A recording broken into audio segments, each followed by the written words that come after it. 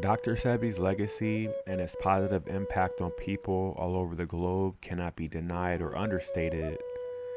Once Dr. Sebi knew his purpose and recognized his gifts, he set a course to spread the information of wellness. This is the story of Dr. Sebi and his profound legacy. This is the Sacred Roots of Healing documentary.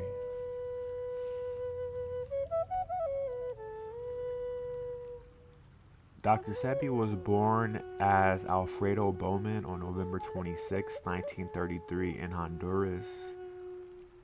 Honduras was home to indigenous people of color long before colonization happened.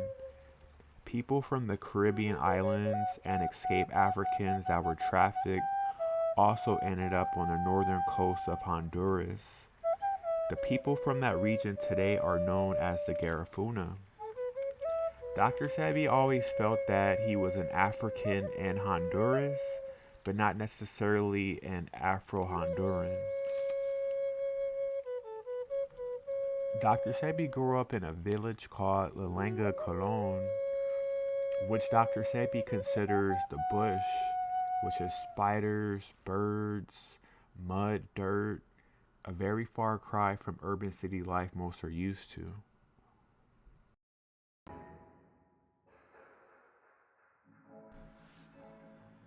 The pillar of Dr. Sebi's childhood was his grandmother on his mom's side named Mama Hay. Mama Hay moved to Honduras from Belize in 1914. Mama Hay took possession of Dr. Sebi when he was around 7 or 8 years old. This was after Dr. Sebi's father, Clifford Bowman, was killed over the rights to Dr. Sebi's grandfather's land. Dr. Sebi and Mama Hay would grow a beautiful bond. She imparted so much wisdom and valuable tools and lessons. All of these were vital for the benefit of others once Dr. Sebi became an older gentleman.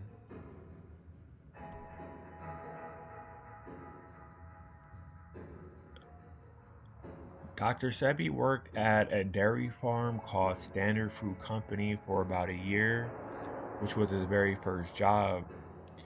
In Dr. Sebi's early 20s, he became a merchant seaman. He got to travel all over the world: the Philippines, Turkey, India, Russia, Peru, and Chile. He was transporting bananas and passengers. He really loved being a merchant seaman. At some point, Dr. Sebi eventually became a steam engineer. 1954 would be the year that would change his life forever. This is when he first went to the United States. Dr. Sebi moved to the United States, but more specifically to New Orleans in 1954. This is also where he met his first love named Barbara Diggs.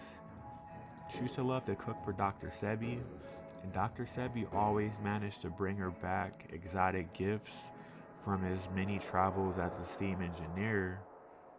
Barbara didn't really like Dr. Sebi's job because he would be away for almost a month at a time.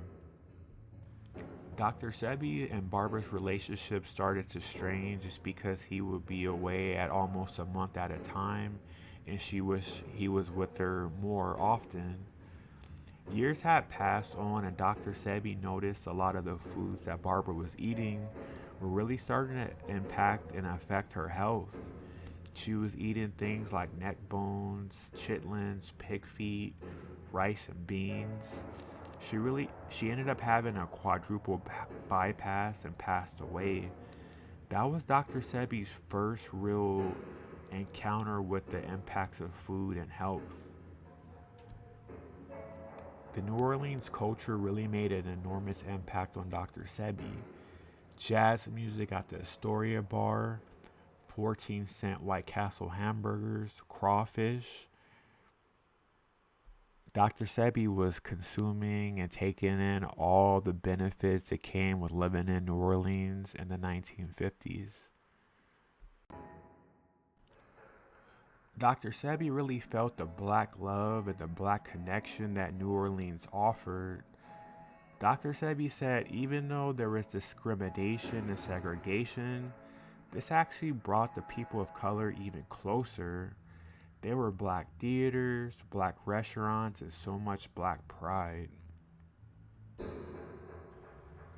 There would be a local black owned barbershop named Tim's Barbershop that would really bring a brand new way of thinking to Dr. Sebi. It was the men and relationships throughout this barbershop that really inspired Dr. Sebi.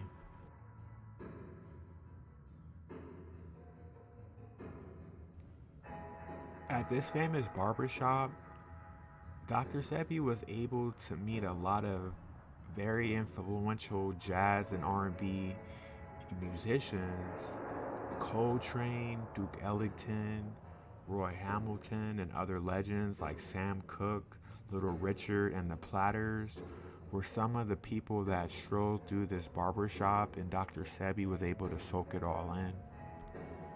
Talks at the local barbershop were strong and heavy on everything pro black and pro Pan Africanism, with rhetoric with Marcus Garvey in mind. The brothers who owned the barbershop were Muslim. This is when Dr. Sebi actually joined the Nation of Islam. Dr. Sebi was able to meet key brothers in the nation. Sebi sat at the table and broke bread with the Honorable Minister Elijah Muhammad.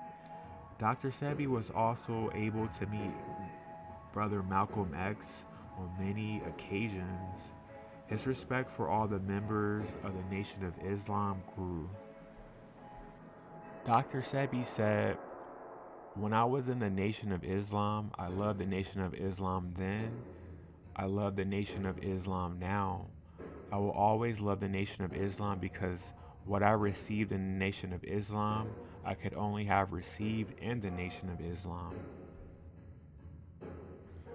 There were components that the Nation of Islam offered that other entities, religious or philosophical, did not have to offer, but it was offered in the Nation of Islam at the time that I was a Muslim. It was in the middle 50s. Then it was different air about the brothers. We were happy and the community loved us. Dr. Sebi will also go on to say, "But you know, we have a tendency to pit Elijah against Garvey, Garvey against Malcolm, King against Noble Drew Ali. No, all of our brothers and sisters that came to us with different givings to serve different areas of our struggle, of our journey. I don't call it a struggle either because I never use that word struggle. I never struggle in my life, our journey." Dr. Sebi continued to work on his job on the sea. On his way to India, some oil had spilled on the crew deck of the ship he was working on. Dr. Sebi slipped and injured his spine. The ship dropped off Dr. Sebi at Azores Island, and while being treated, the doctor diagnosed Dr. Sebi as schizophrenic and paranoid. Sebi was shipped back to the US, but he wasn't shipped back to the US to go to a hospital. For some reason, he was put into a mental health institution. Dr. Sebi would end up in a mental health institution under very odd circumstances. The doctor that prescribed Dr. Sebi to go to a mental health institution, Dr. Sebi felt that this was inaccurate. Dr. Sebi knew he had health problems, but not to what he was prescribed. Dr. Sebi would pretend to take medication while at the health institution, but he knew that he needed to get out right away. Dr. Sebi was still a member of the Nation of Islam at this time, and he knew that he had brothers that could help. Sebi ended up calling some brothers from Mosque number 7, and then within a day, some Muslim lawyers showed up to the mental health institution to help Dr. Sebi get out. Around this time, Dr. Sebi knew that his health wasn't good. He was suffering from asthma, diabetes, and obesity. While in Baltimore, Dr. Sebi said he got a divine communication from a friend that he had met in New Orleans. His friend gave him a phone number for an herbalist in Mexico. Dr. Sebi would soon travel to Mexico and meet with the herbalist. Dr. Sebi was placed on a strict juice and water and herbal diet for 94 days. Dr. Sebi would go on to say, in Mexico, what I've learned in Mexico, there isn't a place in the world that I would give responsibility or credit to helping me in the area of herbs. There are herbs you can find in Mexico that you would never find in any herbal books that are in the United States. Never. They don't even know they exist. But the Mexicans shared those herbs with me. The Mexican people showed me something I've never received in any other country in the world, including Africa. Dr. Sebi would also go on to say about how he learned to heal others. He said that he didn't learn to heal others from the herbalist that he met in Mexico. He said, well, I didn't learn it from him. He healed me. I had to put it all together to learn to heal others. Throughout Dr. Sebi's journey to this point, he was now able to understand his new path and really start to cultivate more information to tie it all together. Dr. Sebi ended up working for the next 10 years at Martin Luther King Hospital as a stationary engineer.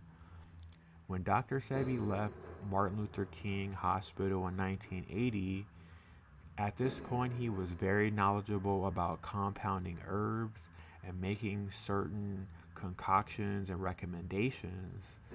This would all be used later to help reverse disease in other patients. Armed with this knowledge, Sebi became extremely confident. It was time to take all the information and knowledge he accumulated over the years and put it to good use.